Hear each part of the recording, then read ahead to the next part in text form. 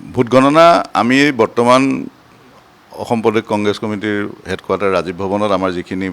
ষ্টেটৰ general secretary vice president যিসকল ইয়াত থাকিব তেওঁলোক আমাৰ ইয়াৰ ৰাজীৱ ভৱনতে আমি কৰিম আৰু বাকী ডিষ্ট্ৰিক্টে আমাৰ সকলোকে দায়িত্ব দিয়া হৈছে সকলোৱে ষ্ট্ৰং ৰুমৰ বাহিৰত একোটা অফিচ কৰি পেলাই তাত তেওঁলোক সকলোৱে থাকিব ইয়াত কিবা ব্যৱস্থা এলইডি চেলিডি কিবা নাই সেইবিলাক কৰা নাই আৰু এবাৰ তেনেকুৱা ধৰণৰ হেৰি কৰা নাই আমি চব ইয়াত থাকিম আৰু জিকাটো আমাৰ নিশ্চিত গতিকে আমি সেইকাৰণে ইমান লাভবিলাক কৰিব বিচৰা নাই আমাৰ ৰাইজৰ জনমত আমাক দিছে এবাৰ আমি যিমান দূৰ গম পাইছোঁ আপাৰ আছামত হওক লোৱাৰ আছামত হওক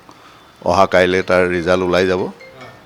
বিজেপিয়ে যি ধৰণে ঢোল ঢাল পিটি আছে 100টা ছিট 200টা ছিট কংগ্ৰেছক দিয়া নাই এইটো কাইলৈ সঁচা প্ৰমাণিত হ'ব যে কংগ্ৰেছে গভৰ্ণমেণ্ট কৰিব আগতে নিৰ্বাচন আহিলে যেতিয়া ফলাফল ঘোষণা কৰা ডেট ঘোষণা কৰা হয় তাৰ পূৰ্বে আপোনালোকৰ একদম খানা পিনা সকলোবিলাক ব্যৱস্থা থাকে গতিকে কাইলৈ তেনেকুৱা কোনো ধৰণৰ ধুমধাম ব্যৱস্থা নাথাকে মানে নাই তেনেকুৱা ধৰণৰ কোনো কৰা নাই কিন্তু আমি সকলো ইয়াতে গোট খাম আমি সকলোৱে ইয়াতে আমি ৰিজাল্ট ল'ম মানে এলইডিতে নাচাই টিভিতে চাম স্ক্ৰীনত স্ক্ৰীন ফিট নকৰোঁ